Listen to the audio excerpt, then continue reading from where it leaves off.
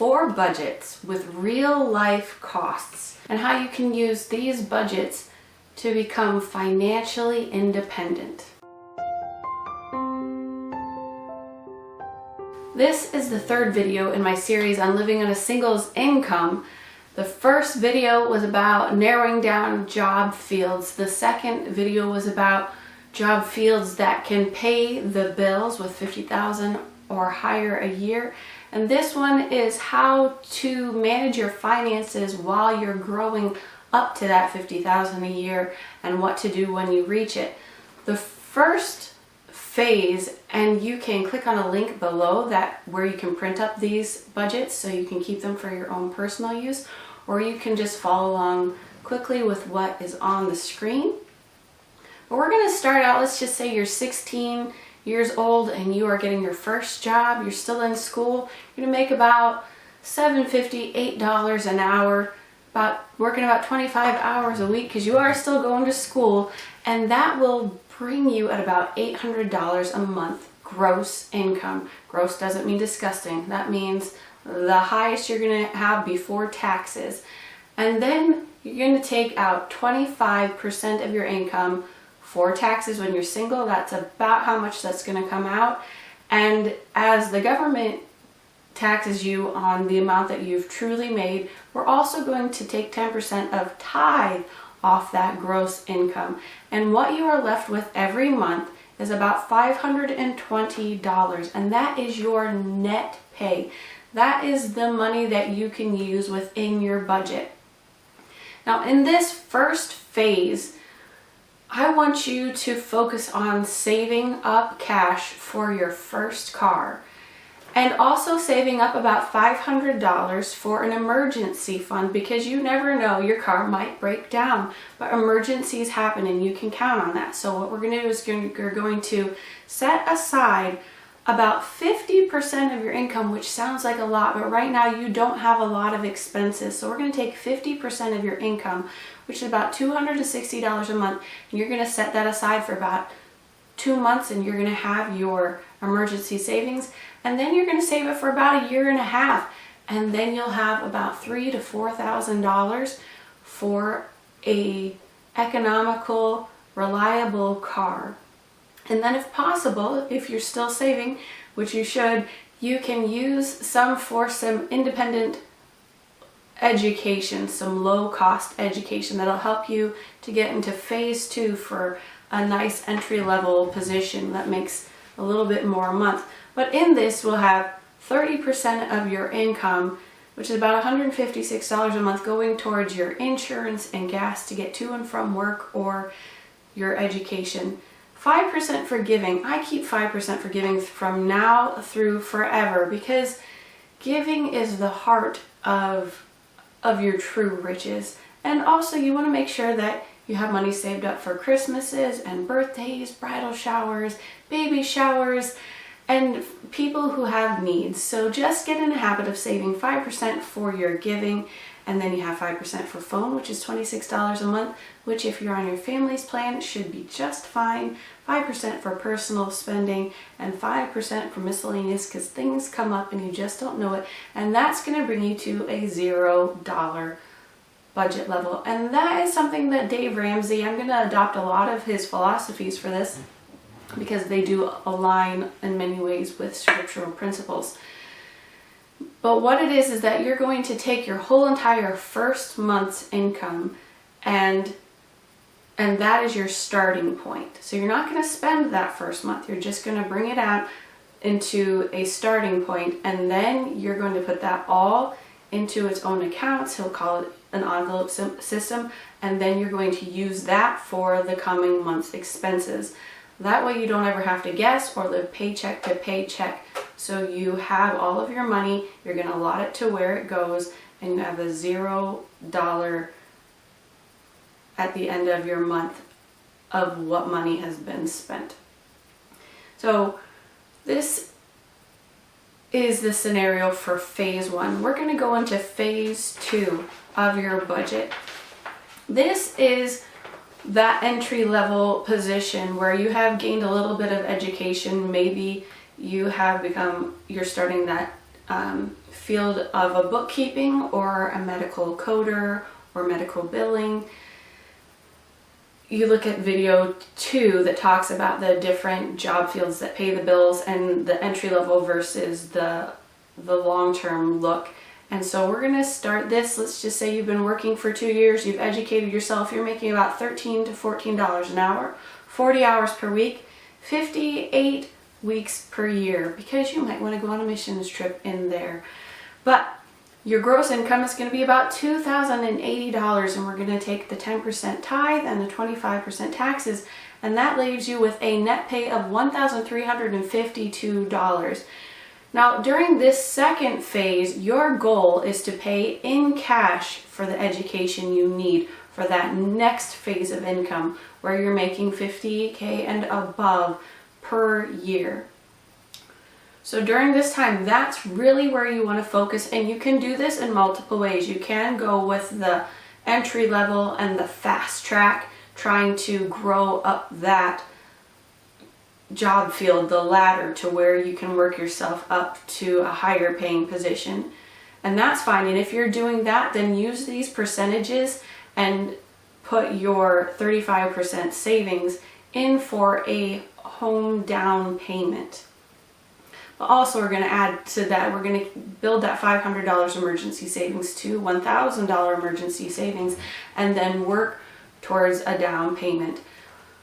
But also, you might not be able to work a 40-hour-a-week job, and you might have a scenario like if you're going to Pensacola Christian College, to where you're living on campus, your living expenses are all covered within the tuition. It's just a super low cost of living, and you can have jobs on campus that go towards that. You might have needed to save some beforehand, or have some help from your parents, or utilize those scholarships.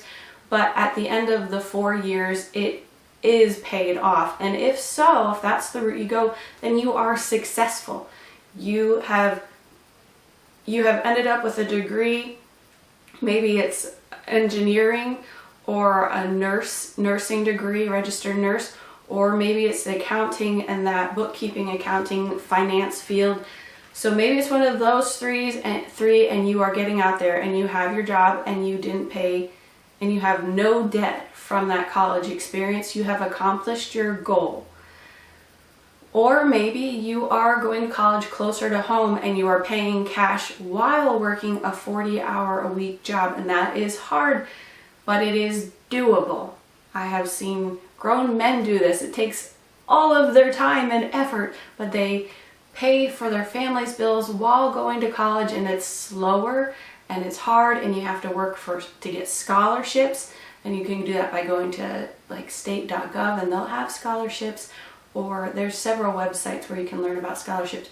But your goal is to either fast track up to a better position, or to get your education so you can start out in a good position and pay that for cash. But in the meantime, if you're working $13 an hour, 40 hours per week, your budget might look like this one, where your net pay is $1,352, and 35% of your net pay is going towards savings. And the reason why I'm choosing 35% is because in the long term, Dave Ramsey suggests that you only use 25% of your net pay for your housing cost, and then 10% for utilities. So I'm just kind of getting you used to the fact that 35% of your income is gone, and you're going to use that while you're living at home, or maybe you're living in a roommate situation where you have minuscule costs, and you're going to use that for your education or a down payment. And then you have 15% for your gas and transportation, your insurance 10%, food and eating out 10%, giving, recreation, phone, personal spending, health savings, because there could be an emergency, and miscellaneous. Those are all at 5%, and that brings you down to a $0 budget. And those are just the basic costs of living in phase 2, where you're making a middle of the road income. There's not a lot of money there for living on your own and saving. And we're going to go into phase 3. Let's say you've used the years of 18 to 23 to really get yourself into a position where you are in a job field that is making enough money to live on. I'm still not going to have you move out quite yet into a financially independent situation. And at this point, you might be getting married, or you might not. If you're getting married, I have a different video series on the pros and cons of being a keeper at home. I really recommend you watch that. And this is a situation where you talk to your husband and you guys gauge what the Lord would have you to do. But if you haven't gone into any debt, what you have gained is a whole bunch of experience, an education. You have been a faithful steward to the Lord with your time, redeeming the time, and you've been faithful in the little things. But if you are still single, at this point, you are making a decent income. Good for you. And this is the budget where you are saving up for a down payment for a house. We have watched the Dave Ramsey's course for high schoolers, and he talks about saving 20 to 30% for your down payment so that your credit score doesn't really matter. This proves that you can save your money and that you can pay your bills. You've never been in debt. You don't need to go in debt. You don't need to have a good credit score. What you need to do is a track record of proving that you can save and you can pay your bills. And with that in mind, I'm going to say you're making about $25 per hour, 40 hours a week, 52 weeks per year, and your gross income is about $4,333. I'm going to take off your 10% tithe and your 25% taxes, and your net pay is $2,816.45. And right now I'm going to do something a little bit different. Not only are you saving the 35% for a down payment on your house, right now you're going to start investing 10% of your income. You need to get into this habit. The next 10 years of investing your money are worth more than the 20 years following after that, more than the 30 years, because of the way that compound interest works. So right now, when your income level has reached a good spot, we're going to start investing 10% of your income, 35% of your income, which is about $985 a month.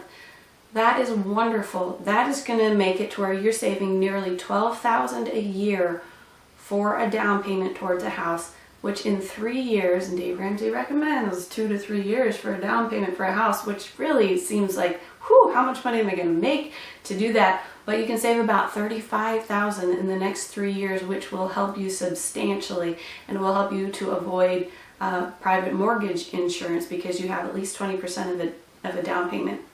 And then you just have your standard 10%, and this is going to cover your gas and car savings because it's been about 8 years since you got that car when you were 16, and you might need to consider getting a new one, or maybe you're having some mechanical repairs. So in that 10%, it's $281. You have enough for your gas and saving for a new car.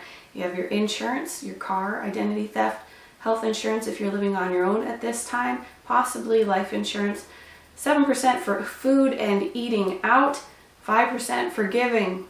Labor not to be rich. Remember to have good works in what you do, and missions giving, and recreation, phone, personal spending, and travel. I add travel in there because at this point you might want to be considering maybe going on singles conferences a little farther away from home to meet more like-minded people.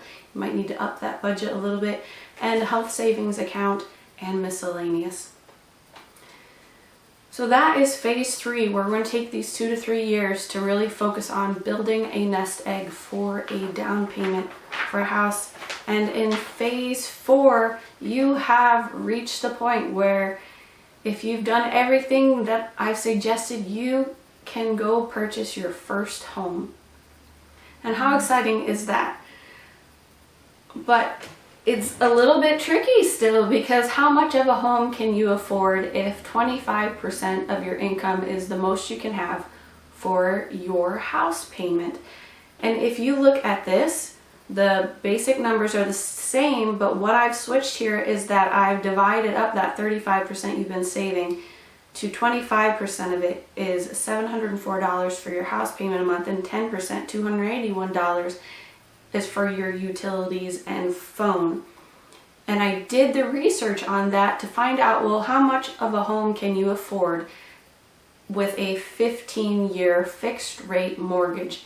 And if the interest rate is around 4 to 5%, you can buy a $100,000 home with your $35,000 down payment, which brings it to about $65,000 of a mortgage.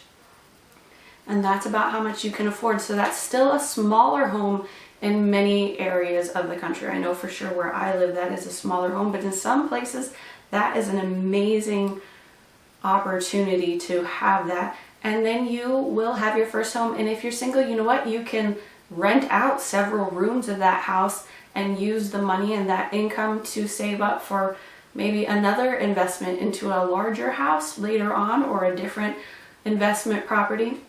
But something I want to tell you in this whole entire season of saving up your money, because here you are, maybe you're 26 years old and you are now financially independent with your first home, and you say, okay, what now?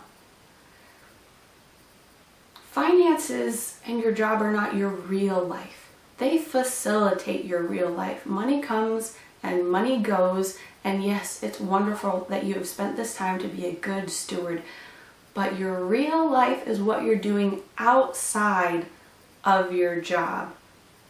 And at this point, once you finally reach this goal of financial independence, you might have an identity crisis. What do I do now?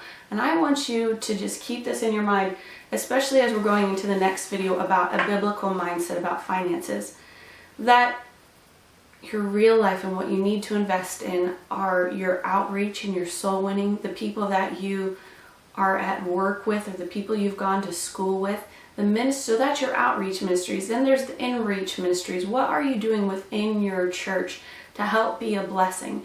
And then there's your personal walk with God. How are you doing with your Bible reading and growing to be more like Christ and sanctified and fit for the Master's use? And then there's your health. When you're working this much and you're going to school and you're just doing the best you can, you might forget about your health. But when you reach 30, you're going to start finding that weird things are happening to you if you haven't taken care of your health. You're like, why am I so tired and why am I so emotional? And focusing on learning how to cook and meal prep and take care of your nutrition, that is extremely important during this time. And then recreation and things that you enjoy. If you'll notice in all of these budgets, there is time for and money allotted for recreation, whether that's going to the gym or going out on hikes. Find things that you enjoy and know what you enjoy and invest in them, because God hath richly given us all things to enjoy. It is the gift of God. So do not make your whole entire life about your money and your financial success. It is something to help and facilitate your real life. And I'll talk a little bit more about that in the next video on a biblical mindset that makes your financial management work. Have a great day.